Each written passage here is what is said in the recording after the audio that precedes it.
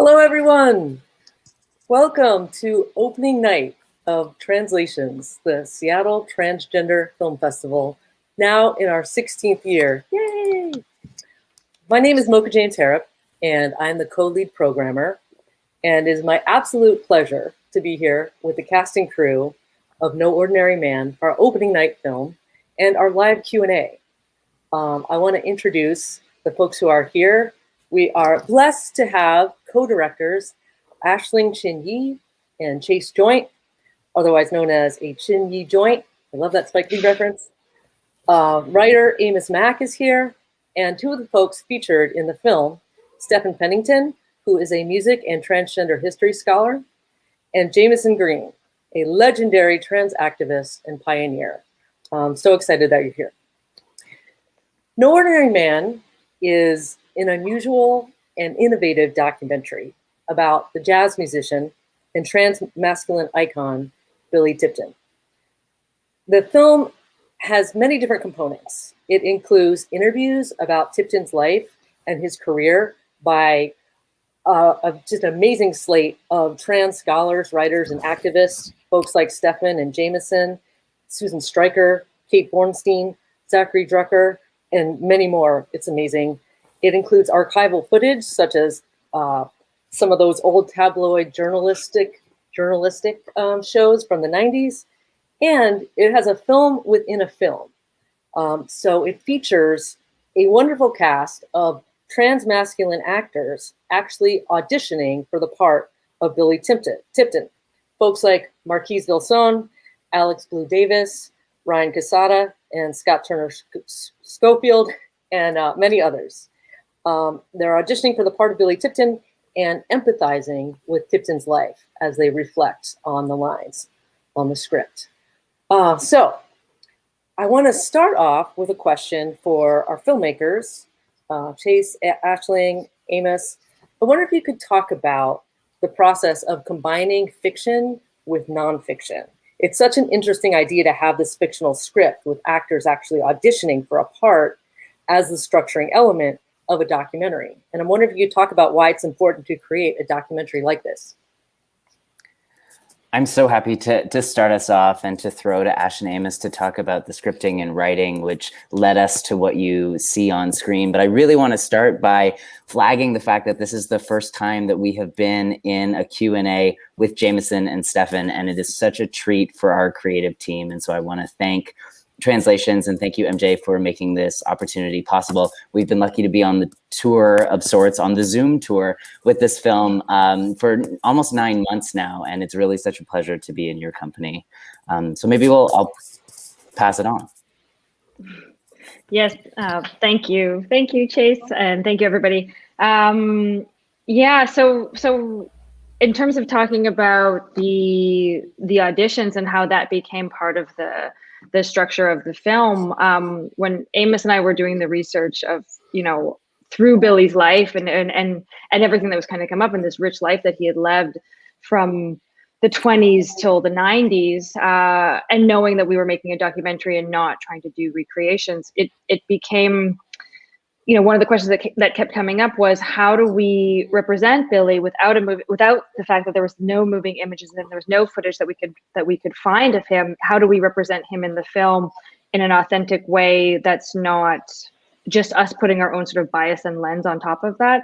And so that's how organically the idea of writing these scenes and writing these moments and milestones in his life kind of grew. And if we put it in the hands and into the experiences of an array of transmasculine actors, what will come of it? So that's how that idea was born.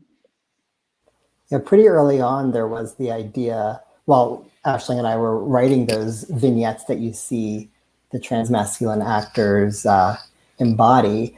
Those early on, we wanted these guys to be able to literally embody Billy as the version of Billy that they saw themselves in. Because as Ash said, there was there's no video footage, there's no film footage, but we had tons of photographs and we had lots of, we had a couple cassette tapes of his voice talking, not just singing, but of like, personal cassette tapes, so we could get a little bit of his personality at home. And really it was focusing on those moments that we felt probably meant a lot to him at the time. And I think that when put in conversation with the expertise offered by people like Stephan and Jamison, the actors and the performance and the engagement with embodiment opens our project up to a whole new set of questions. What does it mean to look back and to claim someone as a part of your history? What does it mean to think with your body, with your words, with your affect? How can you make connections on both sides of the camera? And so many of those casting room scenes are experiments with some of those ideas. Yeah, it actually offers such a great platform for empathy as well. Like some of my favorite scenes are when you have the actors just reflecting on, well, it's like a quiz show, well, I guess I would be thinking that this was happening. It's just really dynamic, and it really connects the past with the present. I wonder if you could also talk about like how easy was it to make this film? Because I know there's been a couple attempts out there to make a film about Billy Tipton. I know that Silas Howard was working on something for a while, and a while back, Drew Barrymore and Diane Keaton optioned the story. How easy was it for you to make it real? How did you succeed doing it now? I didn't know about the Drew Barrymore and Diane Keaton situation. So I need to go back on Wikipedia, clearly. I think we all have our answers to it, but it's the film that we wanted to make wanted to explore more than just the life of Billy. We wanted to open up to these other questions and why Billy is an important person to talk about. And so when the three of us came together to figure out what we wanted to do and how we wanted to, what Billy's story meant to each of us, and how his story was also a vehicle to say so much more about culture and history and so many things. It kind of just sort of like organically fell into place that we had these different elements that would come together, like it was never we were always going to make a documentary. We weren't making a fiction film. So it was kind of like blue skying it a bit.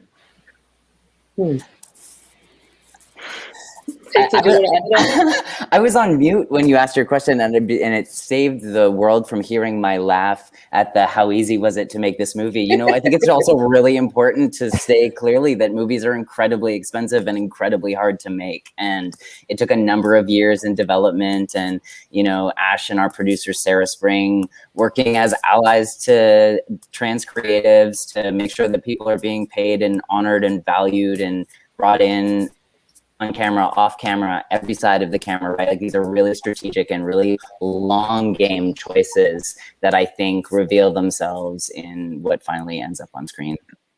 Yeah, well, hopefully that reflects an increased interest in transmasculine stories, something that we'll be talking about at the Transmasculine Creatives panel on Sunday. All right, my next question is for Stephan. Stephan, you and Susan Stryker do such a great job of articulating this pernicious trope of, the deceiving transgender person, that if you're not out as a transgender person, then you're lying, right? And I wonder, how much have things changed since the age of Billy Tipton in your opinion? And how does the film possibly move us beyond this very tired premise? I think that's actually a very difficult question to answer, because things have certainly changed, but what that means, right? How do we understand what outness is something that has shifted yet again. And I think there are conflicts of how to understand that. And a really short story that I think is interesting is I was watching a talk by a scholar, a friend of mine, who was doing interviews with women who were in big bands in the 1940s, like these all female big bands in the 1940s. And she was wanting to find the lesbians, and she was invited to the home of these two women who lived together for the last 60 years. And she said, it was really disappointing because I went there, I had lunch with them, and they never came out. They just never came out. And I was like, what are you talking about? Of course they were out. These are women who were playing big bands in the 1940s. They'd invite you to their house. They had the same bedroom. Like, they just didn't say, I am a lesbian, but you are expecting outness in the context of how we understand outness post 1992, 1994. But for those women were like exceptionally out to you in their context. And so there's a kind of a trickiness of how do we understand what outness is. Some people might think, well, because if you don't know that I'm trans, then I'm lying to you. It's like, well, how, or that I'm not out. Like, well, I don't know who you, I don't even know who you are. But also I think there's other sort of like, there's tricky things. I think about the ways in which the model of outness that is related to queerness, right, wherein you must say what your identity is so people can see who you are, does not necessarily apply to trans people for whom if I'm living my life, then actually I am saying who I am, right? And if I come out, I may be undoing who I am, depending on who it is, right? There's like a different understanding what outness might mean. And of course, this idea has shifted even yet again. It's different if people do not see who you for who you are, then you might say who you are so they can see you that way. But if people see you for who you are, right? I mean, people saw Billy Tipton for who he was, Billy Tipton. So was he not out? I mean, he certainly was out as who he was. So one of the things we have to think about is, do people fundamentally believe that trans people are who they say they are? If trans people are who they say they are, then them living their lives is outness.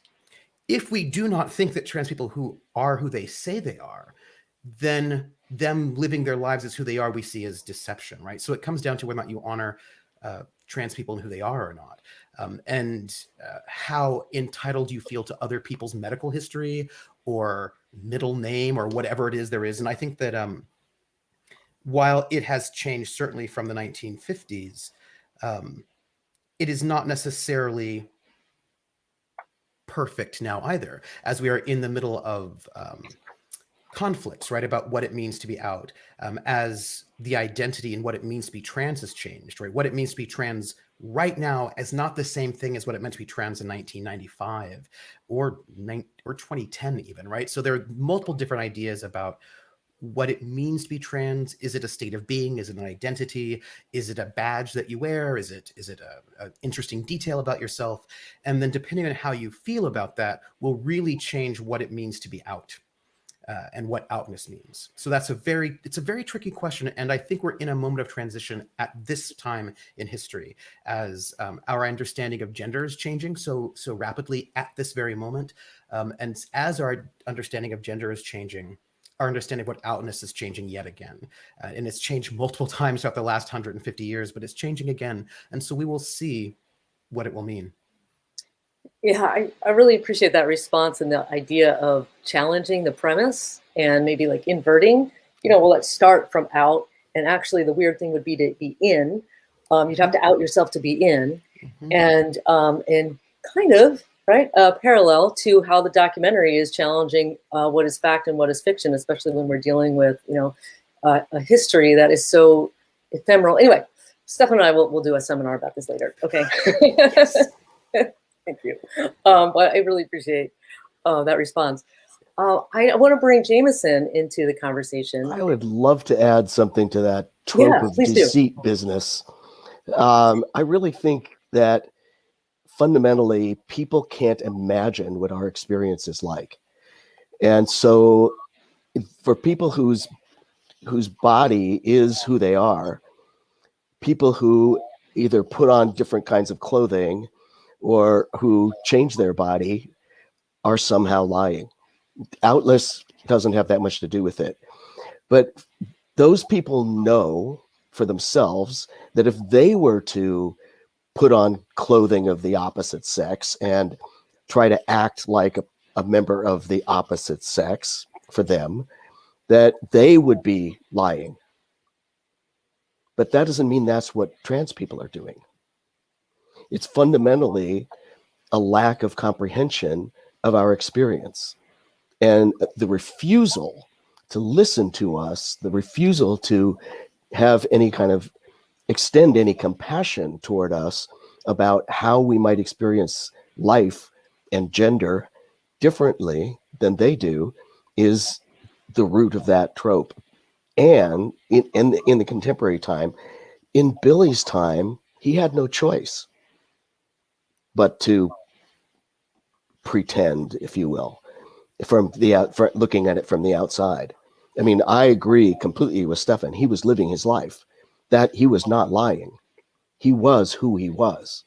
but he didn't have language, and he didn't have a culture, and he didn't have a community to rely on that would understand him. And I think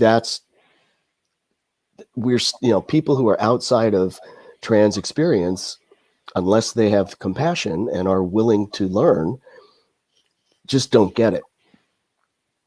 And that's the fundamental reason that trope sticks around. Because for the large number of people, it's still real. It's not real for us, but it's real for them. And that we have to fight that. Yeah, I'm reminded of that great scene with Marquise where he's talking about the book that shall not be named, and just saying how, God, there's just a fundamental lack of compassion in this book, and it's emotional violence. I think either Marquise or Susan says that, and I appreciate what you're saying, Jamison, that, the thing is, it's not actually a mystery. Like, people are just who they are. Just accept them for who they are. There was no mystery with Billy Tipton. He was who he was. Right. And everybody around him knew it. They didn't know that he had something different under his clothing than they expected. They perceived him as who he was saying he was. Yeah. Which is who he was. Exactly. Oh, yeah.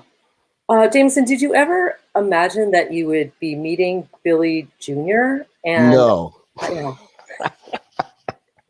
Not in a million years. And what a treat that was. Yeah. I was so blown away. I've got to thank this film and Chase and Ash and Amos for making that possible for me. That was a phenomenal experience for me. I think it was every bit as moving for me as it was for him. Yeah, I just think it's amazing that he also had no idea what his father meant to the trans community, and continues to mean to the trans community. That seemed like such a healing.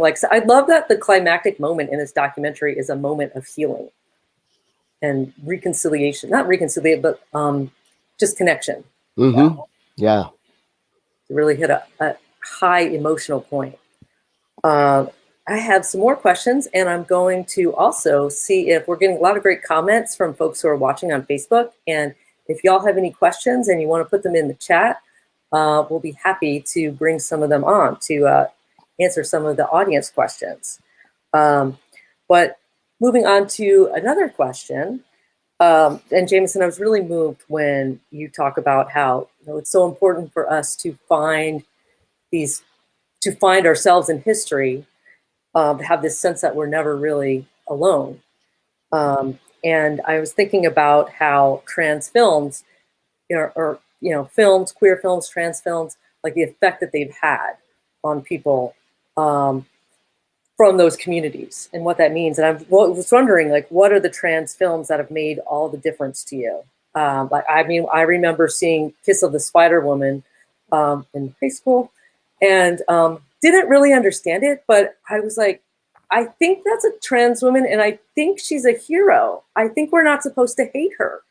Oh my God, it blew me away, and it meant so much. And I was wondering, what are the films that have made you feel less lonely in y'all's experience, whatever that may be? Well, the first one for me was a film in 1987 called What Sex Am I? Yeah. And that included a fellow that I'd already seen on Talk TV, Steve Dane. And he was someone that I recognized myself in and really, really wanted to meet in person. It took me 10 years after I first saw him which was before the film came out, to actually meet him. And then it turned out we actually grew up within a mile of each other in Oakland, had some of the same teachers in school and stuff. He was 9 or 11 years older than me, so our paths would not have crossed in those days. But we became very good friends. And he was my sort of mentor approaching questioning and approaching and actually experiencing my transition, I actually took him with me to my top surgery. I got permission from the surgeon because he knew the surgeon. It was had been his surgeon as well, and he let him come in the operating room. And I said, I want Steve in the room because I want him to make sure you get my nipples in the right place. And apparently they had an argument at one point, but it's all turned out all right. But another film that I think was really important, although I'm in it, but I still think seeing the whole film was that I think was really important for people was 1997. You Don't Know Dick. That was the first serious documentary produced by, a PBS quality documentary company that actually didn't have any trans women in it.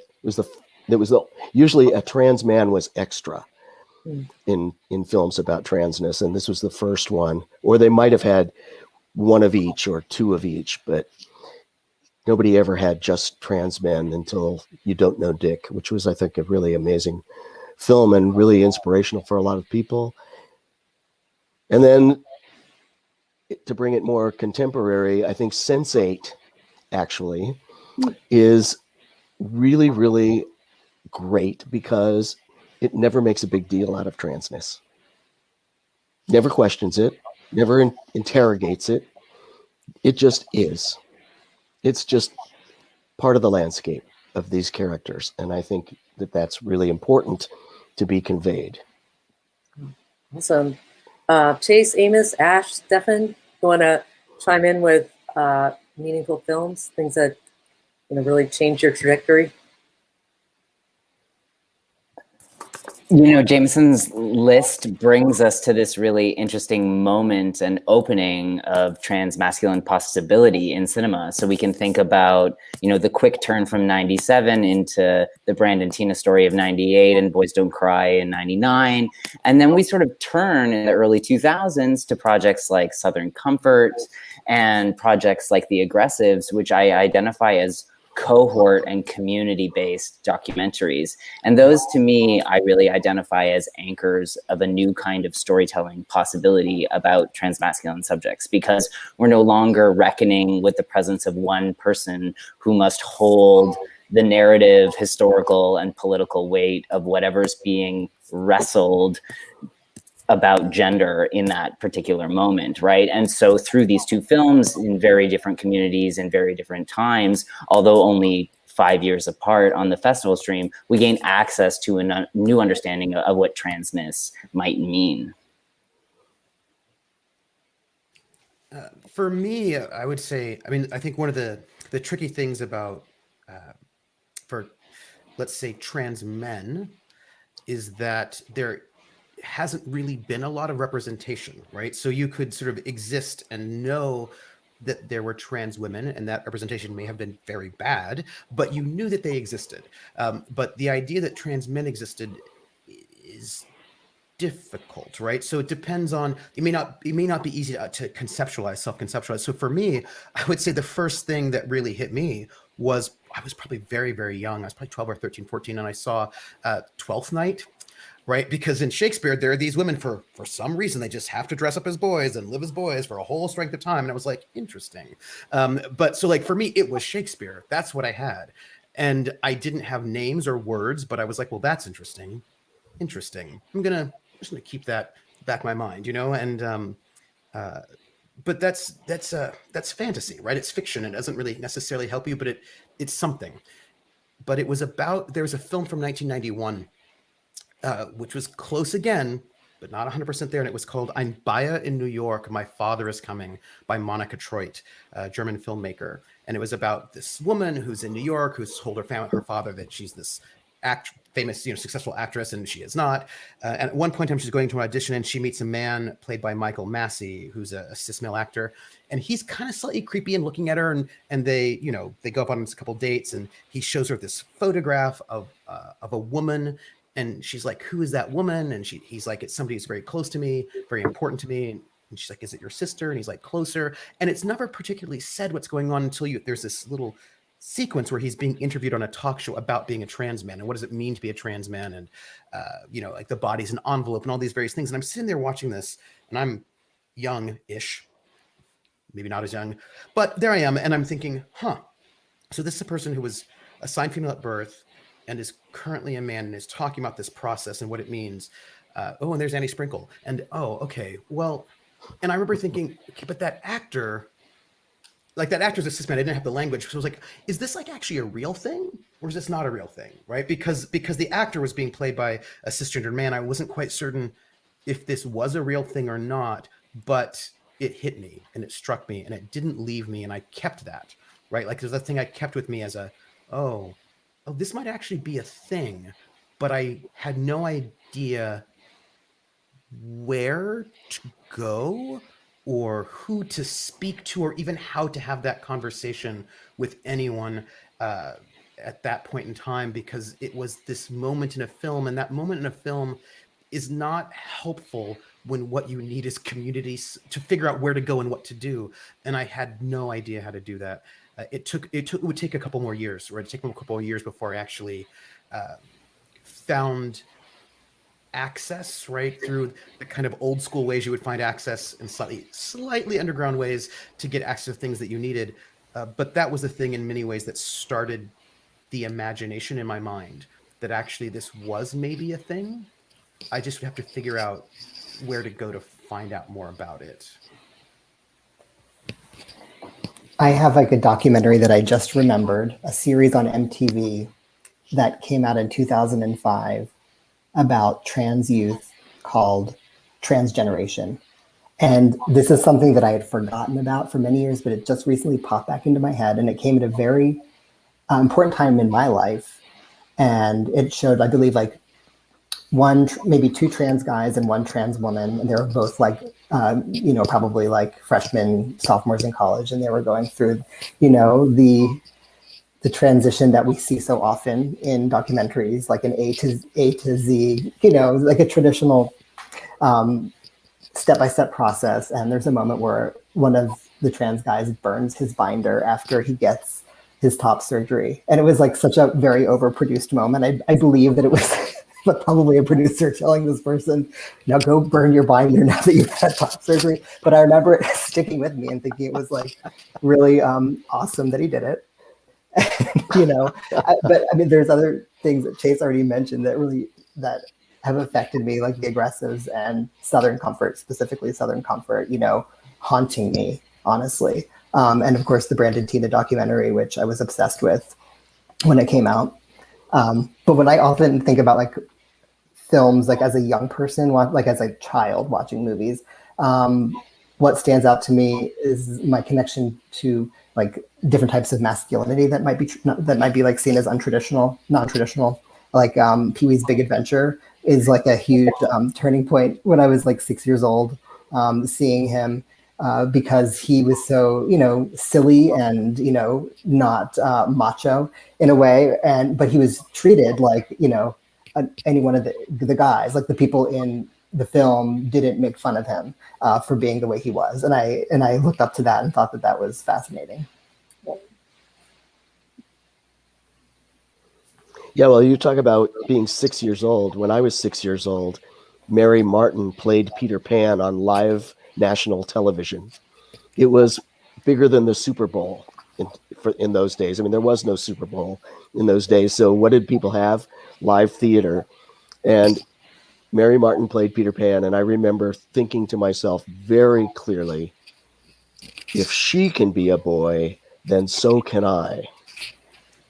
And then, in about the second act, I was like, and I will be a much better boy than she is. And I have no words for it.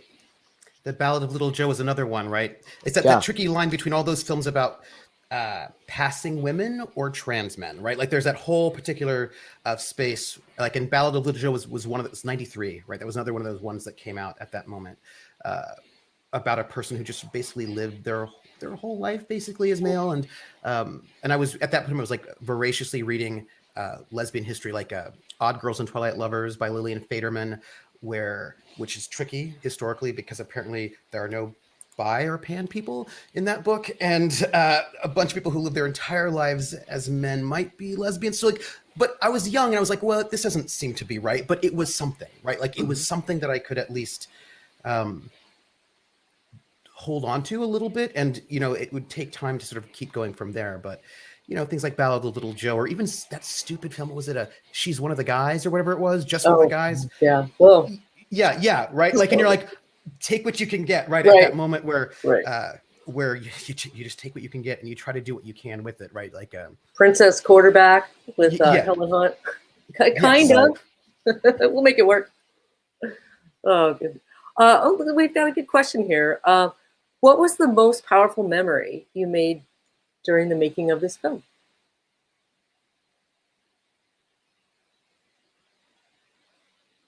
Y'all made no memories? Anyone want to jump in?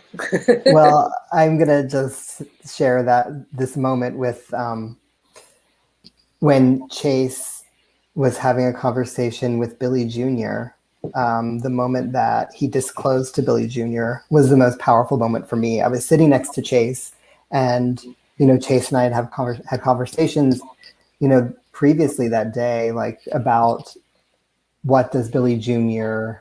know about our team as filmmakers, about, does he know that we're trans? Like I was curious about that. And I'll let Chase finish my sentence, but it was really a powerful moment that left me not knowing what would happen, not thinking that anything bad would happen, but just feeling like a sense of, there was a weight to that moment, because it was then that Billy Jr. realized perhaps how much his father meant to us, Yeah, I mean, I think my moments are all clustered around what I've come to recognize as a kind of politics of recognition. And so I can think about that in a variety of different ways, even via every person in this panel, and I'll do so very quickly. The moment when Alex Davis literally reaches across the camera toward Amos to say, you were such a hugely pivotal person in my own understanding as a young transitioning transmasculine person, and who you are in the world and the things that you did in the world made a life feel more possible to me, really sticks in my gut every time I think about it. Stephan, I hope you don't mind, I'm just going to out us together. Stephan is the first transmasculine person that I ever knowingly encountered. I was a, baggy corduroy pant wearing butch dyke at UCLA, and would cross in the halls with a sort of trans hangout group. And I was like, what, who, what, and had this moment of like, I'm sure I'm going to think about every offensive question possible, and it's going to be a hugely productive moment in my own sort of personal reckoning, and Jamison, it's wonderful to have you here and to hear you speak out loud about meeting Billy Jr., because we've come to sort of recognize that scene as, I call it the proxy dad scene, where Billy Jr. is able to see you and see his father in new ways through your conversation. And it's such a hugely moving and impactful moment for us as a team. And Ash and I, in the edit, it was such a joy to be able to spend time with these stories. And so much of that project is built in the edit, which is the work of Ash in a room, often alone in COVID for long periods of time. And it was a really sort of remarkable team effort. I don't actually really know how to answer that question, because there was so many like milestones and moments that were very, very powerful and meaningful, even when we started this project, and me coming in as a non-trans person to make this film with Amos and Chase and all of the large learning curve that I went on, an emotional curve of just knowing there's a real importance and responsibility in telling this story properly. And I have fond memories of the sleepless nights that induced, and just like there are so many things that that just kept popping up. And I don't think in all the years that I've made films, like, that I personally learned more and felt more sort of like invested empathically, I should say, with everyone that gave themselves to this film and put themselves out there. So felt a huge responsibility for that. So whether it was, when we were in the casting and in the room talking to all these guys, when we were having the conversations with Marquise about his involvement and being kind of more involved in the film to really talk about his experience as well in relation to Billy's story, and just like what everyone else was, what kind of the contract that we were asking, that it felt like there's so much opportunity, and there's a lot of responsibility. So there was all these different sort of milestones, and then and of course Amos and Chase like saw me sort of like bounce across the edit suite of just like trying to figure all these things out as we puzzle pieced it together and came up with what you all saw. So I love how truly collaborative the film is, from like in every, I imagine pre-production, production, post-production, distribution. It's just like, it's a joy to watch, because you can see folks are, I'm sure it's like there's, the misery of making a film, but you can also see the joy coming through as well, and the connections that you made. And as we're wrapping up now, I'm wondering about the auditions. Of course, everyone gets a trophy. Everyone's fantastic. But if you had to cast someone, where would you go with that? People brought such different things. So you don't have to pick someone, but I wonder if you could reflect on the auditions. And you could pick someone if you want. Well, I can start answering that question by stating clearly that I know that we will never pick someone. But one of the things that I think was so foundational to the project was a really explicit casting call, which said, we are looking for transmasculine talent to participate in a documentary about Billy Tipton and transmasculine history. And that genre specification opened us and opened the people in the room to a kind of conversation that I don't think would have existed otherwise.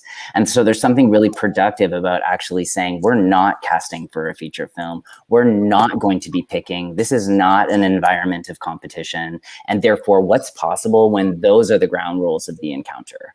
And recognizing that the guys who walked through the door had never been in a casting room with so many transmasculine people, and immediately started talking about the politics of casting and the politics of performance and what was happening in LA and New York and in those moments in time. And so I think that, of course, there's tons of room for the narrative treatment of Tipton's story. And as you've mentioned, there's been various attempts, and there will continue to be opportunities to take those risks and tell those stories. But I think really staying true to our commitment to not do that work is what allowed us to sort of explore some of the themes that felt most important.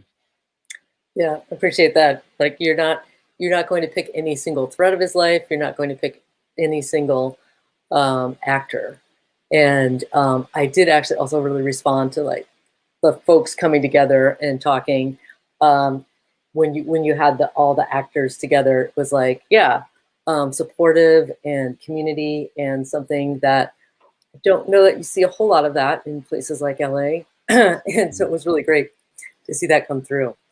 Well, I really want to thank all of y'all for being here. And I wonder if, as we're wrapping up, do you want to tell us anything about, what's happening next with the film, anything you want to plug? We like to, open this up for anything that you want to let people know about.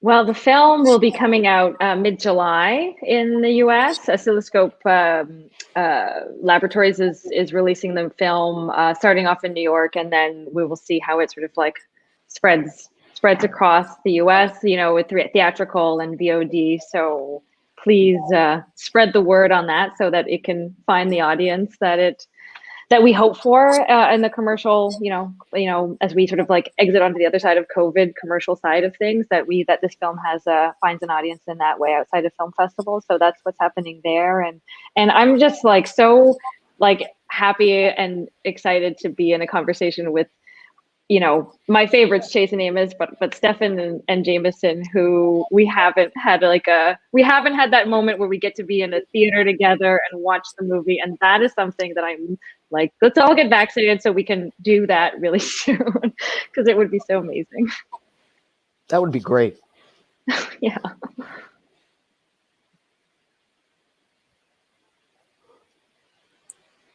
Anybody else want to talk about what you got going on?